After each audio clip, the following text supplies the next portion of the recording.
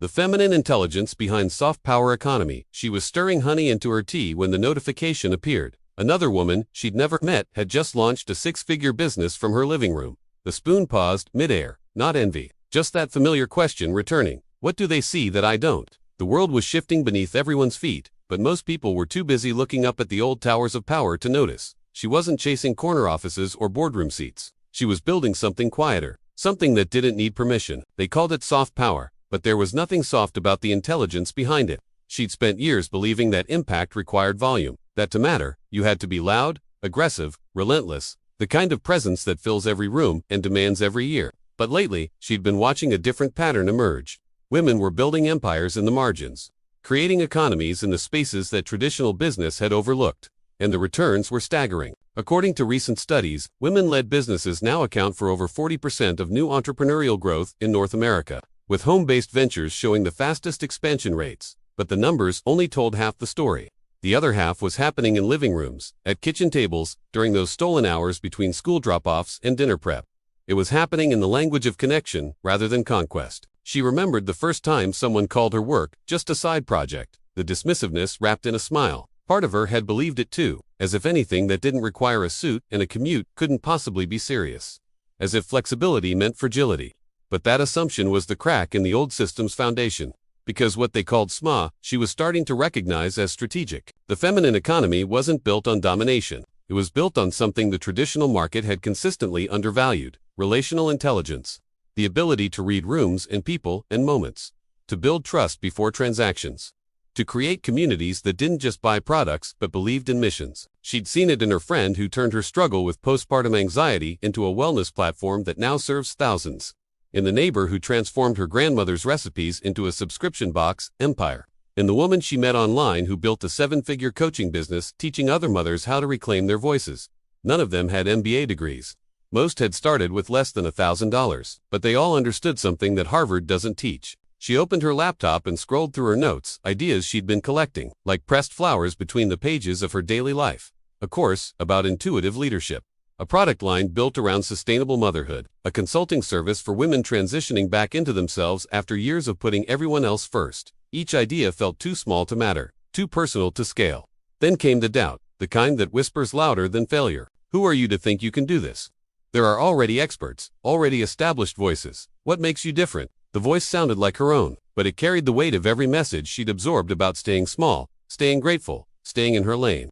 Maybe ambition was something you were supposed to outgrow when you became a mother. But then she remembered the conversation that had changed her perspective entirely. Another entrepreneur, further along the path, had told her something unexpected. The feminine economy doesn't compete. It curates. It doesn't interrupt. It invites. And that's precisely why it works. In an age where everyone is exhausted by aggressive marketing and empty promises.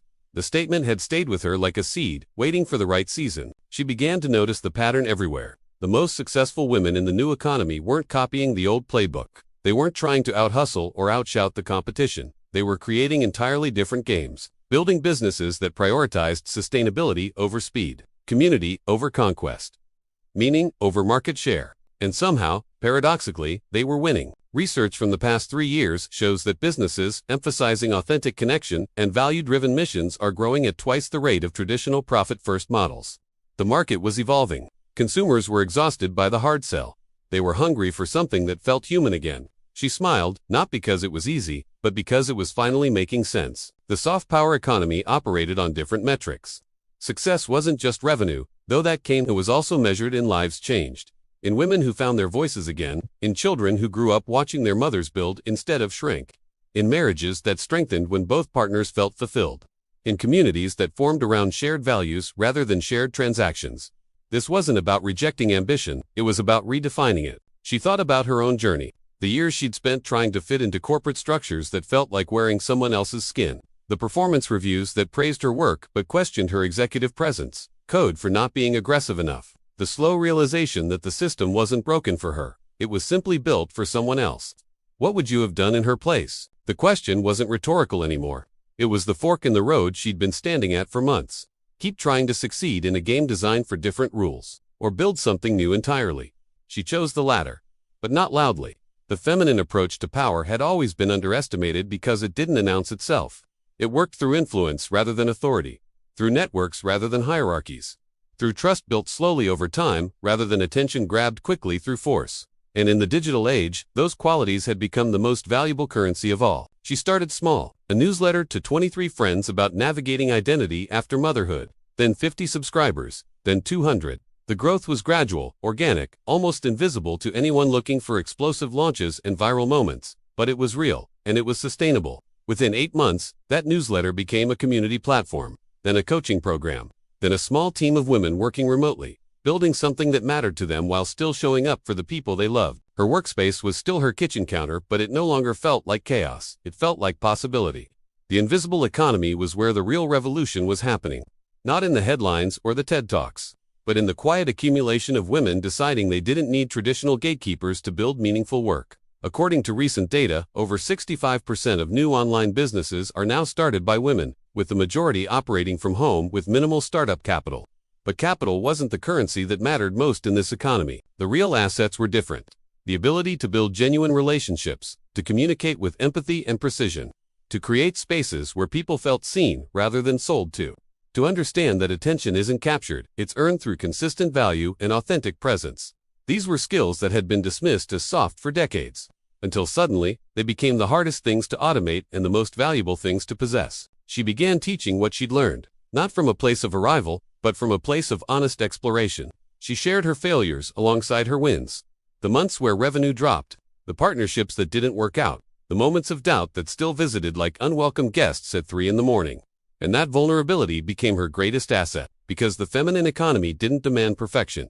It invited humanity. And in a digital landscape saturated with highlight reels and fabricated success stories, honesty had become a radical act of differentiation. Sometimes growth doesn't look like progress, it looks like staying. The setbacks taught her more than the breakthroughs. The month she lost her biggest client taught her about diversification. The product launch that flopped taught her about listening before creating. The comparison spiral that nearly made her quit taught her about defining success on her own terms. Each failure was a recalibration. Each obstacle was intelligence gathering. She wasn't building fast. She was building right, and that distinction was everything. The masculine model of business had always prioritized speed and scale, move fast and break things, grow or die, win at all costs. But the feminine approach understood something deeper. Sustainable systems require time. Trust requires consistency. Real communities can't be rushed. The women winning in the soft power economy weren't just building businesses. They were architecting lifestyles that honored their whole selves. Work that wrapped around life instead of consuming it. Income that provided freedom instead of imprisonment. Impact that rippled outward without burning them out. Disclaimer: this content is for educational purposes only and does not replace consultation or assistance from a professional. Always consult a qualified professional for any questions related to finance, business, or investments. She looked at the tools that had helped her most along the way, not the expensive courses or the complicated funnels. The simple things. A planner that helped her protect time for both creation and rest. A microphone that let her voice reach people authentically. A community of women on similar paths who understood that support wasn't scarcity-minded competition. What helped her most wasn't just finding the right resources, it was realizing she didn't need permission to start small. She tested different approaches before discovering what truly worked for her rhythm, her values, her vision. And honestly, it changed everything. This isn't a promotion, just the recognition that sometimes the right tools can make an impossible journey feel navigable. The soft power economy was teaching her that intelligence came in forms the traditional business world had never valued. Emotional intelligence, social intelligence, the intelligence of knowing when to speak and when to listen, when to push and when to pause, when to grow and when to consolidate. These weren't weaknesses disguised as strengths. They were superpowers hiding in plain sight. She watched as women around her began to thrive using these principles. The artist who built a Patreon community of supporters who funded her work monthly. The therapist who transitioned to online coaching and tripled her income while having her hours. The writer who turned her newsletter into a publishing platform that gave voice to hundreds of women's stories. Each one was proof that the old gatekeepers no longer held all the keys. The infrastructure of power had shifted. Social media gave everyone a platform. Online payment systems removed geographic barriers. Digital communities created belonging without proximity. And suddenly, the feminine approach focused on connection, authenticity, and mutual value creation became the competitive advantage. But it required unlearning everything they'd been taught about what power looked like. She thought about her daughter, watching her work from the dining room table, seeing that contribution and caregiving weren't opposing forces, that ambition and presence could coexist. That building something meaningful didn't require abandoning the people you love or the values you hold. That was the legacy the soft power economy was creating. Not just businesses, not just income streams, but new templates for what a successful life could look like. Evidence that maybe the old either-or dichotomy, career or family, ambition or balance, masculine or feminine, had always been a false choice. What if the future belonged to those who could integrate rather than segregate? She really breathed for what felt like the first time in years. The pressure to perform in traditional ways was lifting. She was building something that didn't require her to perform at all, just to show up as herself, consistently and honestly, in service of people who needed what she had learned. And that was enough.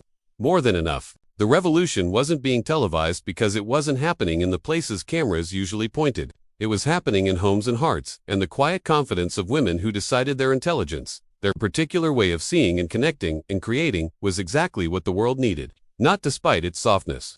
Because of it, the coffee shops and co-working spaces and kitchen counters of the world were becoming the new headquarters of economic power, not because women were trying to overtake the old system, but because they were building a parallel one that operated on different values, served different needs, and measured success by different standards. And slowly, inevitably, the old system was being forced to notice. When she poured her coffee the next morning, it was still hot because this time, she wasn't rushing, she was building. The laptop opened to a calendar that reflected her priorities, not someone else's urgency.